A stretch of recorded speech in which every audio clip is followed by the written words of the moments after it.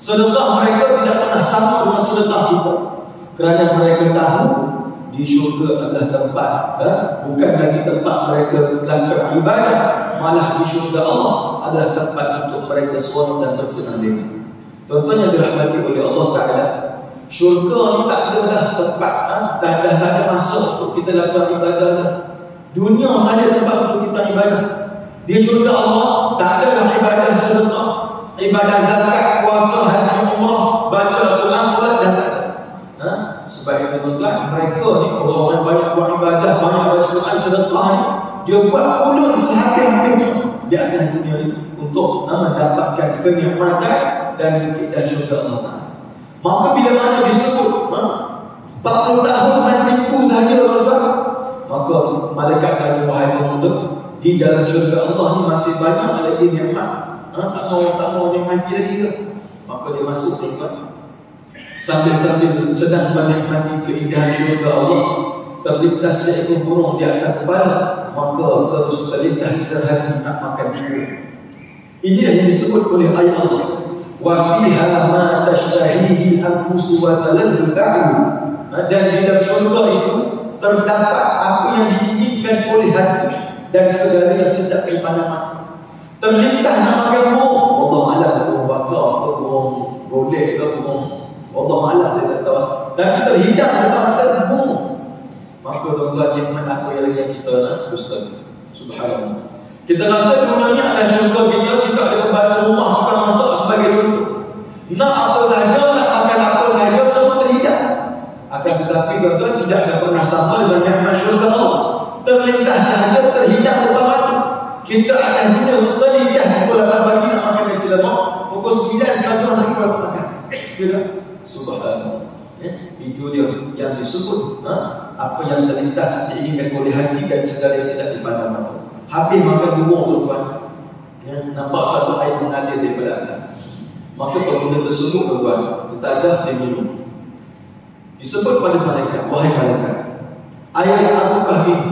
Aku tidak pernah rasa air sesedap ini di atas dunia. Maka jawab malaikat, tuan-tuan, ini adalah air basuh tangan ahli syurga di atas. Subhanallah. Kita air basuh tangan tuan-tuan, betul? Biasa pergi duri kan, saya ada tempat air tanah, kemudian tiba ke bagi, betul sering ada minum. Tak ada tuan-tuan kan. Tetapi di syurga Allah menjadi antara minuman yang sedap, sehingga kan kaum tersebut tidak pernah rasa air sesedap ini ketika di atas punya suatu ketika dahulu. Subhanallah. Jadi tuan-tuan muslim-muslimat yang dirahmati oleh Allah Subhanahu wa ta'ala, kita lihat hadis baginda Nabi SAW satu ketika para sahabat berjumpa dan bertanya kepada Rasulullah SAW berkaitan dengan syurga dan juga binaannya. Maka mereka tanya, wahai Rasulullah, ceritakanlah kepada kami tentang syurga dan bangunannya. Kemudian baginda Nabi SAW bersabda, bangunan syurga itu diperbuat daripada batu-batu emas dan perak. Catnya ialah kasturi, kerikilnya ialah permata dan batu yang putih, debunya ialah za'faran. Subhanallah. Kita debu ada guna membawa penyakit kan. Rasulullah sempur kan debu, tapi juga Allah za'faran. Subhanallah. Maka sesiapa pun yang memasuki syurga Allah, dia akan berasa nikmat dan tidak akan pernah berasa sedih. Dia kekal dan tidak mati di dalamnya. Pakaiannya tidak pernah pudar dan rosak, dan juga kemudaannya juga tidak pernah pudar. Subhanallah. Serasa muda, tak ada orang, tak ada rupa tua di akhirat, di syurga Allah Subhanahu wa ta'ala. Begitulah nikmat dan indahnya syurga Allah. Maka beruntunglah bagi mereka yang mampu meraih syurga Allah. Namun tuan-tuan, hal itu tentulah tidak mudah dan pasti ada harga khusus yang perlu kita bayar untuk masuk syurga Allah Ta'ala. Bukan mudah tuan-tuan. Mungkin dengar mudah, cakap pun mudah tuan-tuan. Buat apa yang Allah Ta'ala suruh, tinggal apa yang Allah Ta'ala mudah tuan-tuan. Saya senang cakap. Subhanallah. Tetapi nak meninggalkan apa yang Allah Ta'ala suruh, nak buat apa, nak tinggal apa yang Allah Ta'ala larang, nak buat apa yang Allah Ta'ala suruh, memerlukan mujahadah, pengorbanan yang sangat tinggi, yang luar biasa. Subhanallah. Tuan-tuan muslim-muslimat yang dirahmati oleh Allah Subhanahu wa ta'ala. Maka antara amalan ataupun perkara yang boleh kita lakukan adalah yang pertama, memperbanyakkan sedekah dan infak di jalan Allah Subhanahu wa taala. Tuan-tuan muslimin muslimat sekalian, perbincangan tentang sedekah ni dia boleh jadi satu tajuk, satu topik yang besar, kerana sedekah ini 8 pintu syurga, salah satu bagi sedekah, pintu sedekah. Dia boleh jadi satu tajuk besar. Kerana apa? Dia merupakan antara ibadah yang besar di sisi Allah Subhanahu wa taala. Pintu syurga ada 8 antaranya adalah bagi sedekah. Setiap orang, saya dan juga tuan-tuan, akan memasuki syurga Allah mengikut amalan yang paling banyak kita beramal. Ada orang tuan-tuan dia sakit, dia tidak mampu berpuasa, akan tetapi sedekah dia hebat di sisi Allah, maka dia akan memasuki syurga Allah melalui bagi sedekah. Ada orang tuan-tuan sedekah dia kurang, puasa dia kurang, jihad dia kurang, tetapi solat dia hebat di sisi Allah, maka dia akan memasuki syurga Allah melalui bagi solat. Begitulah dengan amalan-amalan dan pintu-pintu yang lain. Subhanallah. Tuan-tuan muslimin muslimat yang dirahmati oleh Allah Ta'ala, orang soleh ini perangai ataupun sifat orang yang soleh yang boleh kita contohi. Kita nak kata kita soleh, bukan tak berani kan? Kita boleh contohi sifat-sifat akhlak peribadi orang soleh. Orang soleh tuan-tuan, dia tidak akan membiarkan kehidupannya berlalu begitu sahaja, melainkan dia akan bersedekah setiap hari, walaupun dia tahu dia miskin, dia bukan orang senang, dan juga dia adalah orang yang fakir. Satu orang soleh yang bernama Abu Mirthad. Abu Mirthad ni orang soleh, tuan-tuan, subhanallah. Dia tuan-tuan setiap hari dia akan bersedekah walaupun dia tahu dia miskin, dia tak ada harta yang banyak. Sampailah suatu ketika dah tak ada harta di tangan dia, sehingga kan dia balik ke rumah dia, tuan-tuan, apa dia buat? Balik ke rumah, dia dapati ada sebiji bawang yang masih tinggal dalam rumah dia, maka dia ambil sebiji bawang tersebut lalu dia infakkan di jalan Allah Subhanahu wa taala. Allah. Jauh beza dengan kita, tuan-tuan. Ya. Kita ada RM100, RM50, RM20 dalam poket, kita duk jaga cerita ke orang yang kita tak ada duit. Tengok orang soleh, tuan-tuan, tak ada harta dalam tangan, balik rumah ada sebiji bawang, ambil bawang tersebut, infak di jalan Allah Subhanahu wa taala. Tuan-tuan muslimat yang dirahmati oleh Allah, kita ni sedekah, tuan-tuan, tak perlu tunggu banyak. Di dalam Al-Quran ataupun melalui hadis Nabi SAW, tak pernah lagi kita jumpa nak sedekah perlu tunggu RM1,000, nak sedekah perlu tunggu RM5, tidak pernah. Dan tidak pernah Allah Ta'ala juga bagi Nabi SAW menetapkan kadar bilangan ataupun harga untuk memberikan sedekah, tak pernah pun. Boleh jadi serupa yang kita infakkan, kita sedekahkan di jalan Allah, lebih tinggi nilainya di sisi Allah berbanding kita sedekahkan jumlah yang besar dalam keadaan kita berbangga-bangga di hadapan manusia. Subhanallah. Boleh serupa lebih tinggi nilainya, tuan. Allahu Akbar. Sebab tu, tuan-tuan, ada berapa saya poket ni cadangan saya untuk diri saya dan juga tuan-tuan. Kita yang dah bekerja kan, yang pemodalan paling sikit, tuan-tuan, ialah RM5 dan ke atas. Bermula RM5 dan ke atas. Duit kalau dia pun sedikit, tuan-tuan, kita bagi anak-anak lah, supaya dia belajar majlis dengan sedekah. Bagi anak RM1, RM2, lupa tak apa kat masjid, dia letak untuk anak-anak. Untuk kita, tuan-tuan, saya, tuan-tuan, paling sikit RM5 dan ke atas. Paling banyak menunggu lagi, tuan-tuan, ataupun lebih banyak terpulang paling masing-masing mengikut keikhlasan. Tak usah tu orang sedekah RM50, kita tak boleh lama, kita nak tunjuk juga, kita bagi sedekah RM100, siap-siap jadi halal al-manfurah, debu yang bertebangan. Allah Alhamdulillah, kan. Jadi tuan-tuan semua sekalian, sejak Nabi Adam sehinggalah manusia yang hidup pada hari ini, insan manusia yang paling kuat dan banyak bersedekah siapa, tuan-tuan? Iaitulah tujuan besar bagi Nabi SAW. Sejak Nabi Adam sampailah manusia hari ini yang paling kuat dan banyak bersedekah, infak di jalan Allah Ta'ala adalah Nabi kita Muhammad sallallahu alaihi wasallam. Tak ada tandingan Nabi. Kerana kita rasa akulah paling banyak bersedekah, akulah paling banyak bagi sumbangan, kita kena ingat Nabi kita Muhammad sallallahu alaihi wasallam lebih besar sedekah dan infak yang di jalan Allah Taala berbanding dengan kita. Subhanallah tuan-tuan, pernah tak kita baca sirah para sahabat bercerita tentang sedekah bagi Nabi sallallahu alaihi wasallam? Pernah? Ya, para sahabat pernah bercerita tentang sedekah Rasulullah sallallahu alaihi wasallam. Ya. Antara seorang sahabat Rasulullah Ibnu Abbas. Ibnu Abbas ni siapa? Ibnu Abbas ini adalah antara sahabat Rasulullah yang pernah sempat hidup zaman Rasulullah, juga merupakan ahli syura. Tak silap saya zaman Sayyidina Umar, sebelum umur 15 tahun alim. Subhanallah. Dia tuan-tuan, apa dia kata? Kana Rasulullah sallallahu alaihi wasallam ajwadan nas. Rasulullah ini adalah merupakan antara manusia yang paling pemurah di kalangan kami, kata Ibnu Abbas. Subhanallah. Tuan-tuan yang dirahmati oleh Allah, kita mungkin banyak dengar tentang sedekah, pengorbanan infak para sahabat kepada Rasulullah. Sebagai contoh, para sahabat yang paling banyak bersedekah adalah Abdul Rahman bin Auf, ataupun Sayyidina Abu Bakar dalam perang Tabuk.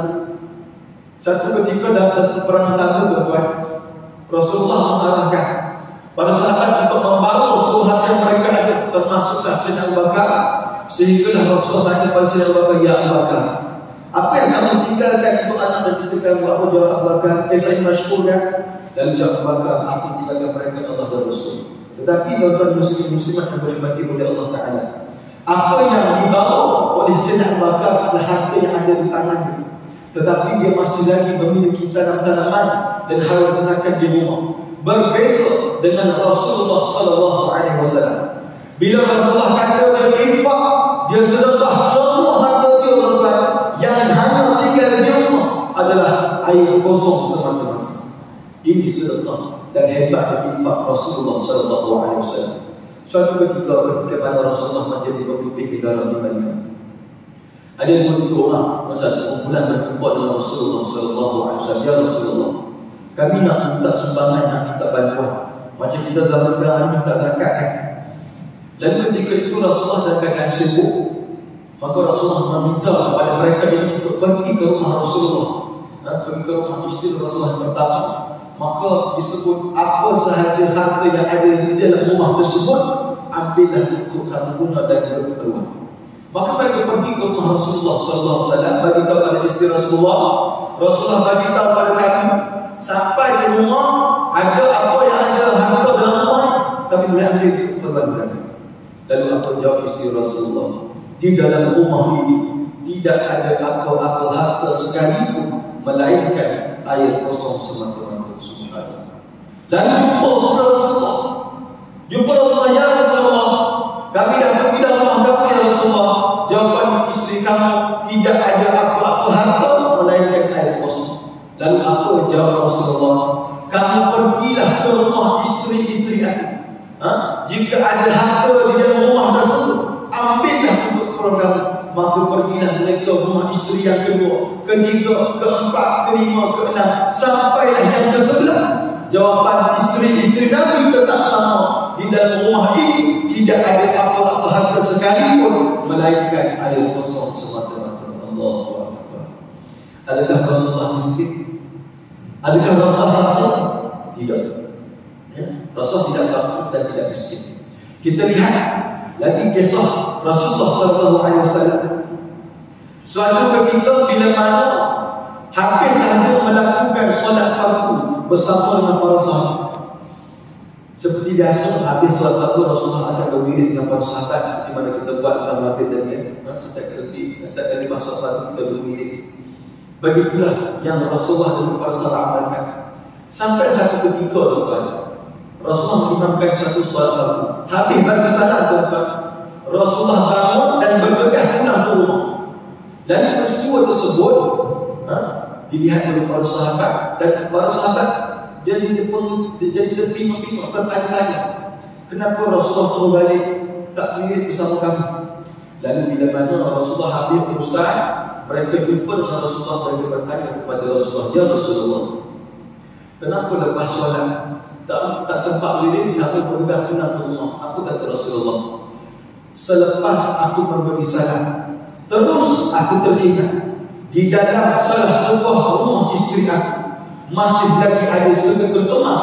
Lalu aku ambil seketul emas tersebut, lalu aku infakkan di jalan Allah Subhanahu wa Ta'ala.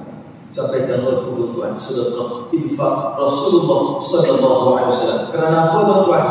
Kerana Rasulullah sallallahu alaihi wasallam tidak akan pernah membenarkan dunia berada di dalam rumahnya. Allah.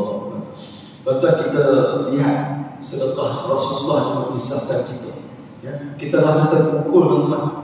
Ya, rasa terpukul. Di dalam rumah kita bukan hanya sebetul emas, bukan hanya sebetul cincin, tak cukup gelang tangan, gelang kaki pun ada. Subhanallah. Tak cukup gelang tangan, gelang kaki, rantai leher pun ada. Kita bukan nak suruh ni dah bukan salah, bukan macam cakap kesalahan, tetapi kita nak cerita bagaimana maqam Rasulullah dalam kita. Kedudukan Rasulullah dalam kita sangat berbeza, tuan-tuan. Kita sibuk mengumpul harta, sedangkan Rasulullah infakkan harta tersebut, bantu orang susah, bantu orang miskin, infak di jalan Allah Subhanahu wa Ta'ala. Tuan-tuan muslimin muslimat yang dirahmati oleh Allah Subhanahu wa Ta'ala sekalian. Dalam satu hadis qudsi, Allah Subhanahu wa Ta'ala berfirman, wahai Muhammad, bagi tahu kepada kamu sesungguhnya aku yang Allah Ta'ala berfirman, wahai anak Adam, keluarkanlah harta kamu, kerana akulah yang menanggung sedekahkan. Secara zahir, tuan-tuan, memang harta kita akan berkurangan bila mana kita sedekah ataupun infakkan harta kita di jalan Allah Subhanahu wa Ta'ala. Tetapi kita kena yakin dan pasti dengan janji Allah. Bila mana kita keluarkan harta kita di jalan Allah Subhanahu wa Ta'ala, Allah Ta'ala pasti dan berjanji akan membalas sedekah kita, infak kita bermula paling sedikit dengan 10 kali ganda, paling banyak 700 kali ganda. Ini adalah janji Allah Subhanahu wa Ta'ala pada kita. Tuan-tuan yang dirahmati oleh Allah Ta'ala, biarlah kita mula sedekah biar dengan jumlah yang sedikit, tuan-tuan, supaya kita berjinak-jinak dan kita rasa seronok dengan kemanisan sedekah, sampailah kita rasa kita dapat balasan yang Allah Ta'ala nak bagi, rasa manis dengan sedekah. Tuan-tuan muslim-muslimat sekalian, saya nak cerita, semangat-semangat cerita tuan-tuan tentang sedekah, dengan sedekah dan sebagainya. Tapi kalau kita tidak amalkan, kita tak akan dapat rasa kemanisan tersebut. Hanya mereka yang beramal sahaja yang boleh merasai halal kemanisan sedekah tersebut. Tuan-tuan yang dirahmati oleh Allah Ta'ala, sebab apa kita kena belajar atau berjinak-jinak sedekah dengan jumlah yang sedikit? Sebab takut-takut kita mula dengan jumlah yang banyak, dan ustaz kata Allah Ta'ala akan balas balik. Kita kena sedekah paling sikit 10, paling banyak 700, kita keluarkan 1000, tuan-tuan, sebagai contoh. Sebab nakkan balasan Allah Ta'ala. Kita dah punya toko, kita tak dapat, tuan-tuan. Pokoklah keluar 1000 dapat 10, dapat 70 contoh kan, ataupun keluar 1000 dapat 7000, tak dapat langsung, tuan-tuan. Maka takut-takut kita berputus asa untuk melakukan amalan sedekah ataupun infak di jalan Allah Ta'ala. Maka sebab itu kita mula dengan sedikit, tuan-tuan, RM5, RM2, RM10, tak ada masalah. Tak menjadi satu keaiban buat diri kita, tuan-tuan. Sebab ganjaran pahala tersebut dinilai oleh Allah Subhanahu wa Ta'ala, bukan dinilai oleh mata-mata manusia yang berada di sekeliling kita. Tuan-tuan muslim-muslimat yang dirahmati oleh Allah Ta'ala, antara ibadah yang Allah Subhanahu wa Ta'ala balas di atas dunia sebelum akhirat, iaitulah ibadah sedekah. Manakala antara maksiat yang Allah Ta'ala balas di atas dunia sebelum akhirat adalah derhaka pada maksiat, maka berhati-hatilah dengan rahsia-rahsia sunnatullah. Tuan-tuan muslim-muslimat sekalian, sebab apa disebut antara ibadah yang Allah Ta'ala bayar di atas dunia sebelum akhirat adalah kepada sedekah? Kerana kita akan dapat dunia dan juga akhirat. Dia sedekah. Kenapa disebut antara maksiat yang Allah Ta'ala bayar di atas dunia sebelum akhirat adalah derhaka pada maksiat? Kerana apa, tuan-tuan? Kalaulah kita melakukan derhaka pada mak ayah, Allah Ta'ala akan bayar di atas dunia dan juga akhirat. Maka tuan-tuan kalau nak rasa balasan Allah Ta'ala atas dunia ni, cuba-cubalah buat derhaka. Kalau tuan-tuan berani, siapa-siapa yang berani, tuan-tuan cuba, pasti Allah Ta'ala akan bayar cash di atas dunia dan juga di akhirat. Takkan pernah berani juga, tak boleh lagi. Subhanallah, saat kita sempat kita masuk bab berbakti pada mak ayah. Subhanallah, tuan-tuan yang dirahmati oleh Allah Ta'ala, maka tuan-tuan, semua para sahabat, semua orang soleh tabi'in mengikut sedekah cara Nabi SAW. Yang tak ikut siapa tuan-tuan? Yang tak ikut kita kan? Punya kedekut kan? Tambah sikit tak hidup masih. Punya kedekut nak sedekah tuan-tuan, tampung masjid, tampung Jumaat dari depan kita tuan-tuan. Jangan nak harapkan senyum. Dia bukan senyum saja tuan-tuan, dia tidur sikit. Tampung Jumaat dari tuan-tuan, punya kedekut tak hidup masih. Tampung ni dari 2-3 orang kita dan tidur tuan. Allah punyalah teruk yang kita. Subhanallah, tuan-tuan yang dirahmati oleh Allah Ta'ala, maka Rasulullah ini adalah manusia yang paling kaya. Setiap hari pasti akan ada orang yang akan memberi hadiah pada Rasulullah dalam bentuk harta apa-apa sekalipun. Pagi orang beri hadiah pada Rasulullah. Sebelum malam, sebelum terbenamnya matahari, Rasulullah akan habiskan harta Rasulullah dengan sedekah dan infak di jalan Allah Subhanahu wa Ta'ala. Ini perangai Nabi. Nabi suka memberi dan Nabi tidak suka menerima. Ini perangai sifat Rasulullah. Beza dengan kita. Kita beri bayar, terima yang paling seronok kan? Dapat SSR lah kan, dapat sumbangan Ramadan contoh ya. Macam-macam. Subhanallah, kita paling seronok terima, nak bagi ke orang pun dia bayar. Sedangkan bila mana kita memberi, Allah Ta'ala bagi tahu kita tidak akan pernah jadi fakir dan miskin. Subhanallah, tuan-tuan yang dirahmati oleh Allah Ta'ala, ada satu kisah lagi tuan-tuan. Ada seorang si fulan berjumpa dengan Rasulullah. Dia hadiahkan pada Rasulullah sejumlah kambing yang banyak jumlah kambing tersebut tuan-tuan memenuhi lembah di antara 2 bukit. Tuan-tuan boleh bayang tak berapa banyak ekor? Bukan 100 ekor, bukan 200 ekor, bukan 500 ekor, bahkan boleh mencecah ribuan ekor memenuhi lembah di antara 2 bukit. Maka datanglah seorang badui berjumpa dengan Rasulullah SAW. Ya Rasulullah Muhammad, apa yang kau telah lakukan wahai Muhammad? Lalu kata Rasulullah, aku tengah berfikir apa yang aku nak buat dengan harta yang banyak, kambing yang banyak. Tuan-tuan muslim-muslimat sekalian, lalu orang badui kata, ya Rasulullah Muhammad, ini adalah harta yang sangat lumayan. Maka Rasulullah kata, adakah benda ini mengembirakan kamu, memujakan kamu? Orang badui kata, ya Rasulullah, mengembirakan kamu.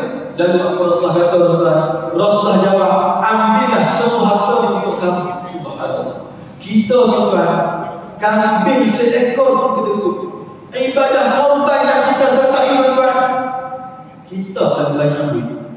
Okay? Ibadah korban itu satu bahagian berapa ratus gram, berapa kilo je tuan-tuan. Kita nak balik. Rasulullah infak semua sekali. Subhanallah. Lalu tuan-tuan orang balik pulang ke kampung halaman dia, jumpa dengan komuniti dia, kaum dia, maka disebut ayyuhal qaum aslimu fa inna Muhammad qad aqta ma la yakhafu hadithan. Apa kata orang Badui? Wahai kaum, masuklah agama Islam, kerana Muhammad akan memberikan harta kepada kamu yang akan membuatkan kamu tidak akan pernah jatuh fakir. Subhanallah. Ini dakwah antara usul dakwah baginda Nabi sallallahu alaihi wasallam. Kata Sayyidina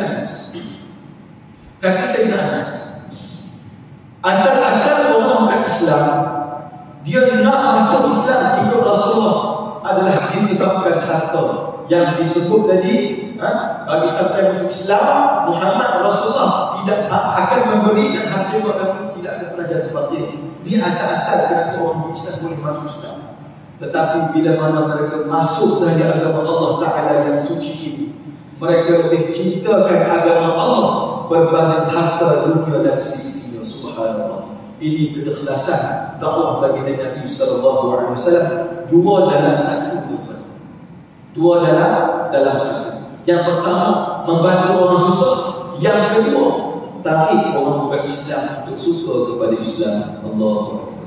Sebab itu tuan-tuan, kita ni nak mengajar orang dalam sebab tu kita bagi azan insya-Allah kita mesti sebagai pintu insya-Allah.